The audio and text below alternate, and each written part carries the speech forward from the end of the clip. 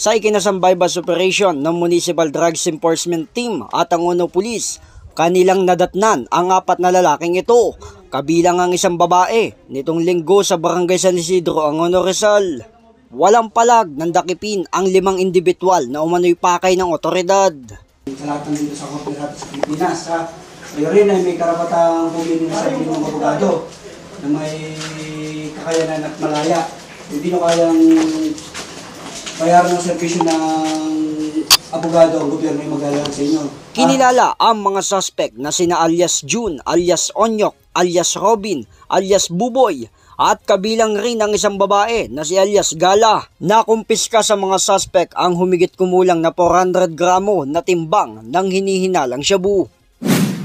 Through coordinated efforts, more or less 400 grams of illicit drugs were confiscated by Angono Police Station and the arrest of 5 personalities involved.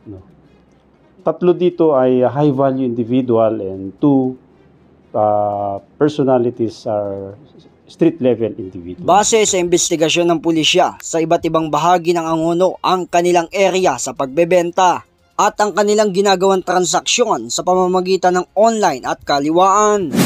Yung source ng illegal drugs is sa isang individual na taga-Angono rin.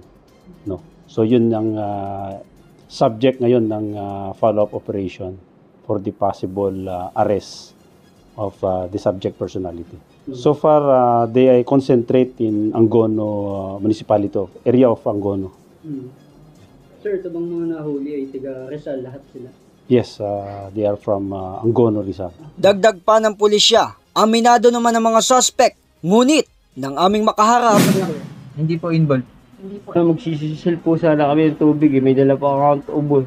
Hindi naman po kami, wala po kami alam na gano'n sa ginagawa namin. Ano po, gano'n ka dami mo? Ano po? Gano'n pong drugs na gano'n ka daming sinasabi mo lang. Sa pahayag naman ng babaeng suspect, No comment po. Hukuman na lang po ako magsasalita. Sa pagpasok ng 2025, ito yung pinakamalaking drug confiscation na nakandak ng Rizal Police Provincial Office. More or less 400 grams of suspected shabu. Kasalukuyang nakadetine naman ang 5 suspect sa Angono Custodial Facility para sa kanilang kaharaping kasong paglabag sa Republic Act 9165 o Comprehensive Dangerous Drug Act of 2002. J. Martin, JKRS News and Public Affairs.